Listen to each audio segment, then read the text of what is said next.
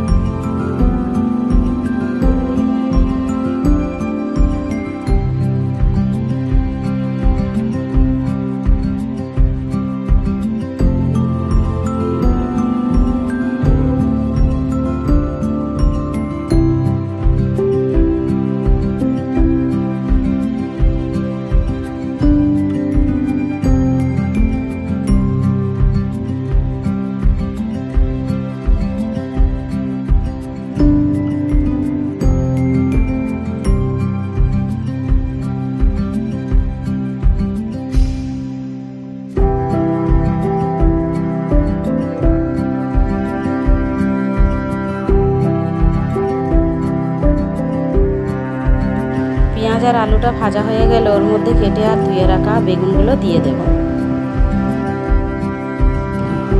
দিয়ে ভালো করে নেড়ে নেব যাতে সবগুলো ভালোভাবে ভাজা ভাজা হয়ে যায়।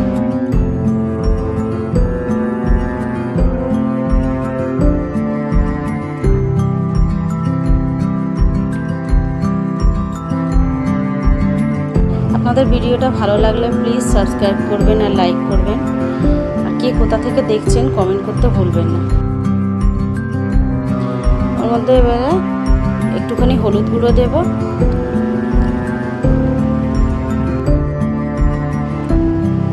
হলুদটা দিয়ে ভালো করে নেড়ে নেব।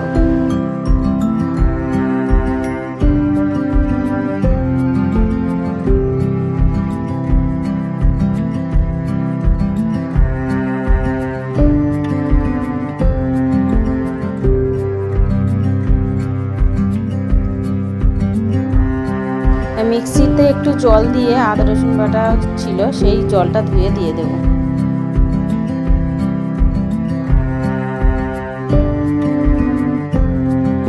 এবার তার মধ্যে গুঁড়ো মশলা দিয়ে দেবো, কিছুটা জিরে মরিচের গুঁড়ো এবং একটুখানি লঙ্কার গুঁড়ো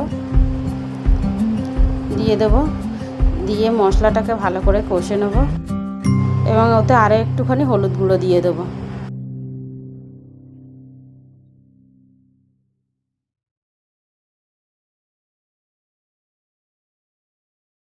বন্ধুরা, এটা ভাতের সঙ্গে খাবেন, সত্যি খুব ভালো লাগবে।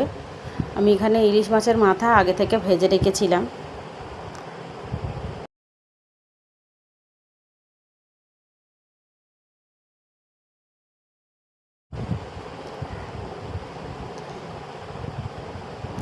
আমি এতে অল্প করে নুনও দিয়েছি, যেটা আমার দেখানো হয়নি। এবার একটুখানি আদা রসুন দেবো, যেহেতু আমি মিক্সারের জারটা ধুয়ে দিয়েছি, ওই জন্য আমি এখানে অল্প করেই আদা রসুনের পেস্ট দিয়ে দেবো।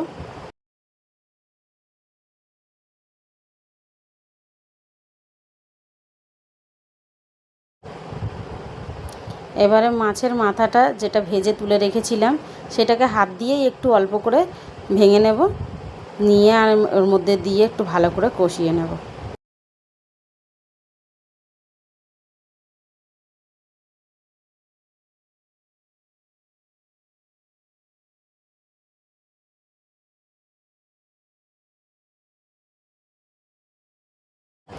অল্প একটুখানি আমার মনে হলো জলটা দিয়ে ভালোভাবে কষানো যাবে, ওই জন্য আমি অল্প করে একটুখানি জল দিয়ে নিয়েছি।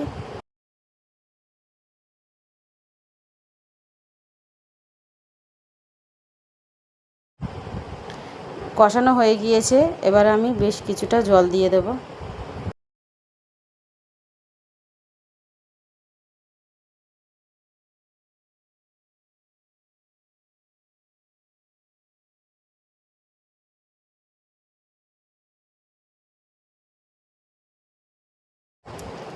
এবার আমি এর মধ্যে দুটো কাঁচা লঙ্কা চিড়ে দিয়ে দেব,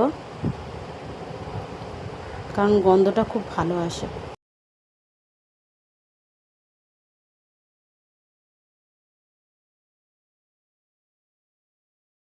আমি এবার এইটাকে ঢাকা দিয়ে 10 মিনিটের মতো রেখে দেব।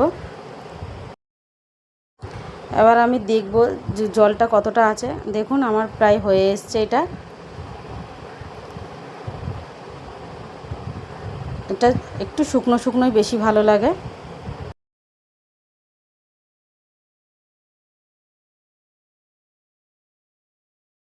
এখানে গ্যাসের ফ্লেমটা একটুখানি হাই করে দেবো যাতে তাড়াতাড়ি জলটা শুকিয়ে যায়।